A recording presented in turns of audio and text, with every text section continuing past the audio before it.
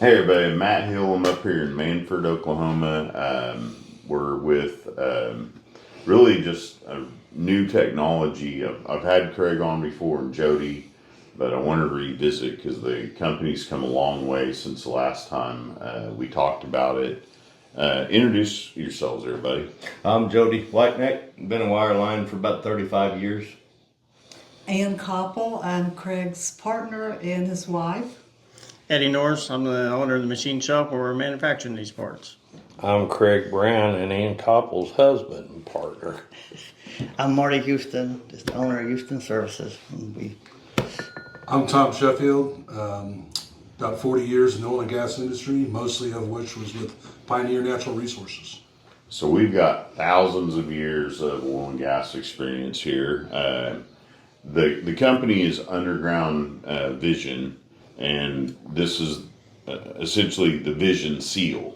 And well, Craig, tell us a little bit about it. I mean, you guys developed this idea with you and your partners. Yeah, we been working on this for a little over 4 years. We've been working with the University of Tulsa. Houston Services developed the very first seal that we had done, and Marty's machines are set up to do manual, and so to get to the next level, we came to Eddie, who has the CNC machines, and through his technology and N&S flame spray, now then we've combined, in my opinion, two of the finest machinists in, I know, Oklahoma, maybe in the country, together and have developed the perfect seal, we believe. Today, Matt was here when we demoed. Jody Whiteneck worked for Wireline Services. He came out, Ranger Energy Services had come up with a theory that we could set these with a setting tool, the Baker 10 setting tool. We had designed it to be set with a hydraulic cylinder, which is still available for the smaller people. The big guys that want to be able to set these, and then I'll let Jody explain what the big benefit is to being off a wireline. But the University of Tulsa has tested our seals under pressure for over 3 years with zero leakage. We know our system works, and today we proved it could be set on a wireline system without any retrofitting of their trucks. And I'd like to introduce Jody to explain how he set it, and then we'll go to Marty and Eddie and let them explain the idea behind building it. All we did, we got with Eddie and built custom running gear that everybody uses on setting tools in the oil field to set any other plug, and tried to keep this just like anything else anyone else would supply. You put down hole, you set it off a Baker 10. We use slow burn power charge, took 51 seconds to stroke it, and it's better and easier than anything we've set so far. So we've simplified it now. You can still have your well containment, pressure control, or anything else that the rubber hose and additional things down hole were causing issues. We've eliminated that today, and you can conventionally set them wireline anywhere you've got wireline trucks and setting tools. Yeah.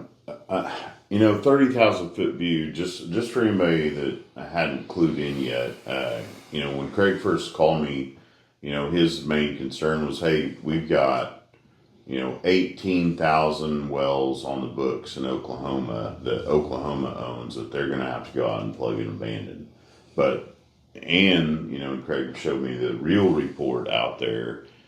The non-producing wells right now, 280,000. That's just in Oklahoma. Yes. Yeah, and That's a study by McGill University. Yep, and that it shows every state the real number of wells out there that might have to be plug and abandoned, and we're not saying that they have to be plug and abandoned, but you can either go out and do it cheaper, faster, stronger, and simpler, and safer, and more effective with this new technology, or something that we found once we started going to the OEPA meetings and got to meet with the Corporation Commission here in Oklahoma or anywhere else in the country. You can use this as a better bridge plug, and kick the can down the road, if you will, to hold that well in place and give yourself a little opportunity to build up capital to go do something else with that well bore, or get that wellbore up and running to produce oil and gas. But you know, the sky's the limit. We all talk about it. There's all these new technologies where people are utilizing wellbores these days for geothermal, energy storage. I mean, we just don't know. So plugging and abandoning 280,000 in Oklahoma, you know, 500,000, you know, in Texas, 900,000. 900,000 in Texas, you know, on and on and on. You go through all these wellbores in every state. It's like, we have this, let's go see what else we could do out there. The other big issue with it is too, when we go to plug these, and we know because we've got a boat on Skytooth Lake, conventional plugging, if you think it works, put it underwater. I'm telling you, they're leaking methane, they're leaking gas, they're leaking oil. If somebody out there, and I'm sure somebody out there, matter of fact, I got a phone call from one guy that swears they can. I've never seen any cement that didn't crack.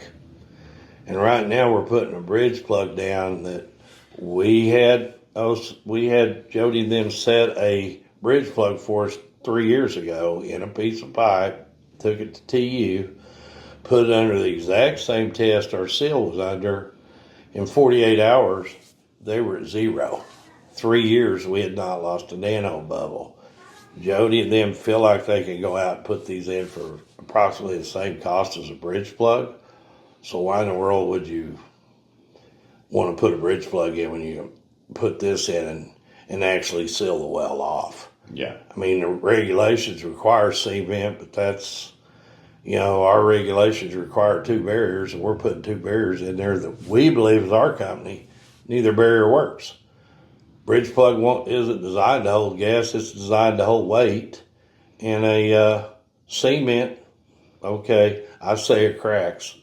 And then, you know, and then we've also gone on our seal, and the highest one I'm aware of is rated to 10,000 pounds of weight. We took this to 35 ton, Marty? Yeah, 35 ton that we put on it, and it never moved. Wow. And that's when we got spooked with it. Such And just an impressive said, number. well, that's more than anything we'd ever put on it, so we just stopped at that point. And it's a seal.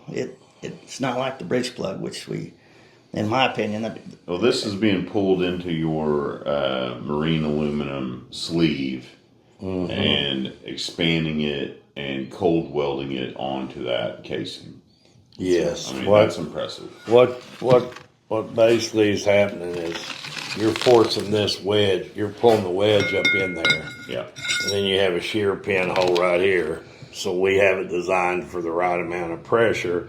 The unique thing about it is, and Jody could go more into that detail, you're not going to damage your pipe. On these old wells, when you set a standard bridge plug, Jody can talk about what he's seen over his lifetime compared to the way these are set.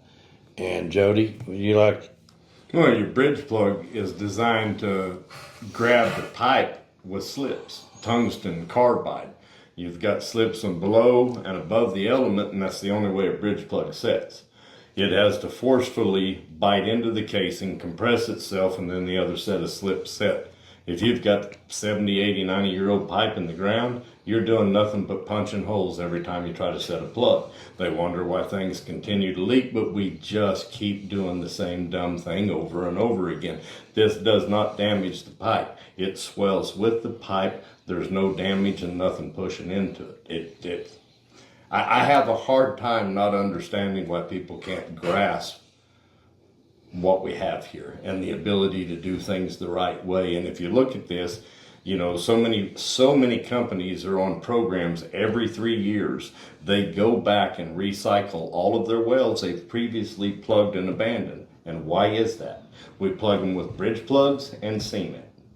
If it worked, these companies wouldn't spend this money every year. We have an opportunity to try something different. It's right here and hands down. Now that it can be deployed with conventional wireline, there's zero excuses. And then Eddie can tell you through Eddie set us up to be able to manufacture these things. Eddie, how many could we do in a day? We're setting up right now to run 1,000 a day as a set, and with the capabilities of going more. But we can run that right now. So as far as anybody having to wait very long on seals. No. All they got. Well, what we talked about, is just how readily available, we can get, the core material, the marine aluminum, and go into a little bit about the metallurgy of the marine aluminum and why it's such a superior, source material. Well, TU was not real happy with our. We originally started with aluminum, brass, and bronze. Yeah. They were worried about the corrosion factor. Mm-hmm. So Marty actually built one out of Teflon, a nylon product, and it worked. I mean, we put it under pressure test at TU, and Rangers actually had us run a press test out on it. And, it was Teflon, and we were kind of nervous about it. But anyway, we went to, what was it, Ian, 10,000 pounds? Yes. 10,000 pounds of pressure on it. We got scared because we were in a closed area. And it actually, I'm not even sure you can even shove it out of the pipe, man, because it compressed. It just keeps squishing. And it gets tighter not and moving. tighter. And we was afraid more we was going to punch through it versus it moving. No, so we stopped at the 10,000. 14,000. 14,000. I mean, and then we set one out on a well to find out how hard they were going to be to drill out. Okay. And we used It's Teflon. Yeah. Yeah. Exactly. And that's what I loved about that. And those are available. They can still do the Teflon. Yeah, everything we're talking, we can still do brass and bronze if they want, but I highly recommend not. Use this one here. They're going to run a test in Canada for us. Yep. Canadian people are called, and they're really interested in what we're doing. And they're kind of a little bit different than America. When they do tests, everything goes through academia. They send it to the colleges test, and they bring in all the operators, and all the operators are involved in the test. So he said they would give us wells up there to put them in so that they could approve it. And they're running tests on cement right now. They don't believe cement works either. I mean, they're running tests on cement to see if they can get it to work. I mean, we can all agree at this table. At the time, whenever that, process was developed, that's the best, and that's what we all aspire to. Hey, what's the best we have available right now? So I don't want to knock anybody in the past for using cement. However, now that you see something new and it works, that's when you start adopting that technology and that process. Like, hey, we have a solution to cover what used to work and was our process, but going forward, this is where we're at now. Well, Tom got us involved with the Railroad Commission in Texas, got us in where we could go in and set up a meeting with the Railroad Commission. And I'll let him talk, but basically they approved it in a 24-hour period in Texas. They saw the evidence. Yes, they saw the evidence. There's a few other testing we need to do for it and stuff. But right off the bat, you can start setting them in Texas with a little cement on top of them. But they said this could easily be a game changer, and I believe it is. That's why I've been involved with this group the whole time. Through my past in Colorado and other states, there's just too many issues with leaking methane in old wells that were supposed to be plugged or just temporarily abandoned wells. And they create a lot of issues. It actually had a house catch on fire and blow up in Firestone. Yeah. And so I'm excited about this. I'm excited about being able to use this to stop those issues. But also, when you want to plug back a well and hit the next zone, you've got the perfect solution for it. You get down there, you get it done, you get off the hole quicker, you get to your completion of your next zone a lot quicker. And I think it's exciting, and I think it's going to go a long ways. And that'd be a good application for the Teflon ones on something like that, where you're going to go, hey, look, we know ahead of time we're going to drill all these out. In the horizontal well, we frack, set a plug, frack, set a plug, frack, set a plug, and they've tried using different plugs. The plugs cut loose while you're in the middle of the next frack job, and you just have lots of issues. Again, using the same technology with the Teflon version, you can easily go in and knock out or drill out easily, and they're not going to go anywhere because they'll sit there and compress as that it tries to feed back on them after that first primary stage. And so it's just absolutely exciting. Yeah, we've actually gone as high as 10,000 pounds of pressure underneath the seal too, and tried to make it leak from bottom up. And there's a petroleum engineer now that works for Oxy. Ryan McGregor is actually when he was a student at TU, he is the one that wrote the white paper on this seal. So, you know, it was kind of nice to see one of the kids that we always take TU students and let them come out and learn what we're doing. And the other one that did the white paper on the liner, which we're not here to discuss, but Aiden how did you say his last name? Aiden Holzman. Holzman. He wrote the white paper on the liner. Now he's works for NOV. So these young guys that they went with us for 2 years. We hauled them everywhere, and they invented a lot of the tests that we ran, didn't they, Marty? Yeah. Different ones that They were great guys, and I'm proud of them. You know, now then they've gone off from TU and they've landed big time jobs, and they were hard working young men. And I think Ann adopted both of them. I think they're almost like her children. And I also want to thank Dr. Pereira and Dr. Oz, because they are behind us and they've helped with every test. And I want to just mention, it only took 7 minutes to drill the Teflon seal out. And the 2 tests that we are in the process of doing is with in H2S and The CO2. marine aluminum gets better over time in H2S. It's supposed to, according to all the paperwork we've gotten, it thrives in H2S. You know, it was designed to be put on the ocean, way I understand it, Matt. It was designed to be put on the ocean floor for them to pump oil through. Is that right, Tom? They use it for pipeline as well as liners and everything else offshore. Yeah. Jody, you touched on, because I always like to weigh positives and negatives, and you brought up something a minute ago. I was sitting there thinking about, encasing that is questionable.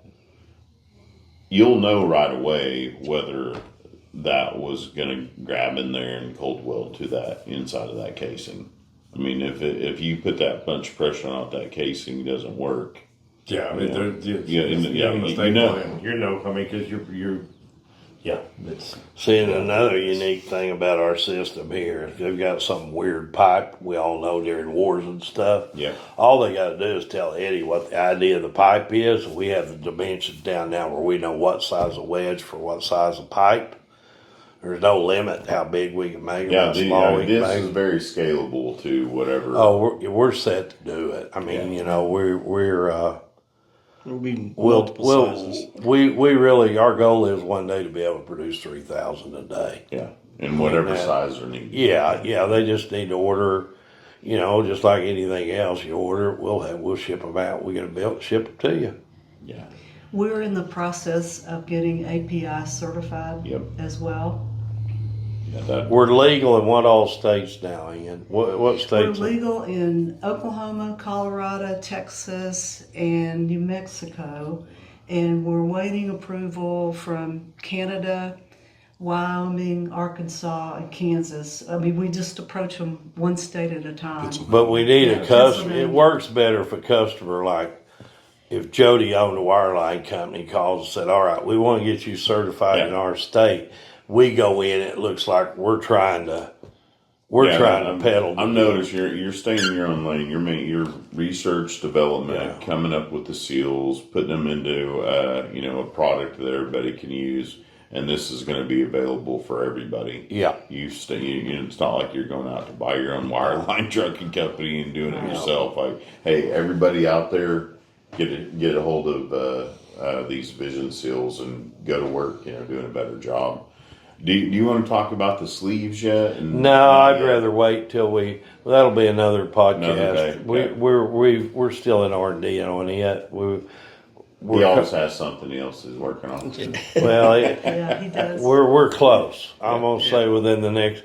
A lot of it is I'll be honest with you, man. We've spent so much money developing this. We need to get some return in so we can spend that money developing that. You know what I mean? I have people on this podcast that show this stuff off because they believe it works, and you're going to need it. So we're gonna be profitable. Yeah, and we're gonna create jobs in Oklahoma. Yes. And it's good for the environment. right? Yeah. Yes. There we Good go. for the Yeah, owner. it gets rid of a big eyesore that we have as an industry. I mean, That's right. Yep. you believe in climate change or not, here's a solution to the methane leaks. And, Yeah. This is a seal. Quad with Quado, facing everybody now, and we don't know what the current administration is going to be able to rein back on that or not, but It'll reverse and come back the other direction. right. Yes. But at For least, 4 or 8 years, it's always Yeah. At least and this it's way. increasing the regulatory requirements of all the oil and gas companies. And it'll be very easily for a person to be able to have a well bore. So if you'll quit cutting off pipe, leave their pipe in the ground. And that's a whole nother show. But I agree. A lot of learned people do. Whenever people are going out to do those plug-in abandonments, I mean, it's in all of our best interest to have that, wellhead up there and pipe to go into from the top. And if they are going to cut off, at least just cut it off below ground level 3 feet, put a cap on it, because at least if it starts leaking, we can get back in there. The way we're doing them now, pulling pipe is the silliest thing. I mean, and then I have one other, it's just a deal where any environmental company that's after carbon captures, which we hear that all the time. Yep. If you're really truly after carbon captures and you really are truly trying to stop methane, this is the only way. This is it. You got anything to add, Jody? No, sir. He said it all. And That you can customize a seal if you have an odd piece of pipe. yeah, You can have a custom one built. like that. Yep. You ready to get to work? I'm ready to get to work. All right, guys. Thank you all so much. Watch at the end. Please don't fall off of here. I took a short video of them setting. I got to witness 2 of these being set today inside casing. So I got to see it with my own eyes. It's pretty impressive. And I'll put that video here at the end. Again, Matt, though, we need to thank Ranger for coming up with that idea. Yes. Ranger, this was total Ranger idea to be able to do this. And I'd like to say this about Ranger.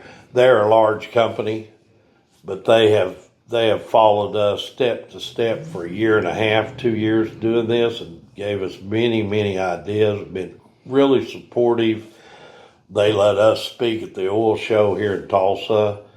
They've gone to mainly, I'm not going to, Mike Hopkins has been our, I can't say A enough lot about of it. people are championing you. Yes. You've done a good thing here, and you've brought in a lot of amazing talent. So Yeah. Building teams. That's what our industry's about. We're not just energy industry. We're a solution, industry. So that's impressive. Well, what's the website one more time? It's VisionSeal. Oh yeah. Well, I'm gonna just get that and then point it at Underground Vision Technology. Right. All right. Wait, everybody. Right. Take care. Thank God you. bless you. Bye. We're here today to run a test. Ranger Energy Services was wanting us to run a test to see if they could set our seal off of a setting tool instead of the hydraulic system that we've designed. Ranger, by doing this, won't have to retrofit their trucks. We're going to set it off a Baker 10. And Jody's going to explain to you how it works. If this system works, which we're pretty well positive it will, you'll be able to, any logging company in the United States is going to be able to set these seals, or anywhere else. And I'm going to let Jody explain to you exactly how the Baker setting tool works. And now I'm going to turn it over to Jody. All right, guys, I don't have much to say. All the wireline folks that will watch this know the Baker 10. Everyone's run it. It's simple. And now the beauty of having this seal available to set off everything you've got, there's nothing to upgrade. And Eddie's showing you how to put it together with the running gear. It attaches just like any other plug that we set. Maybe.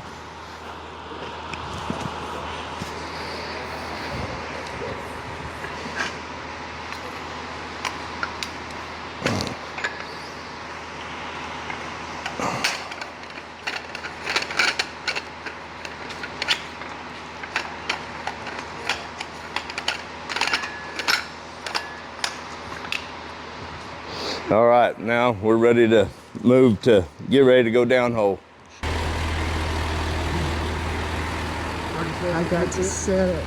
I got to set the charge.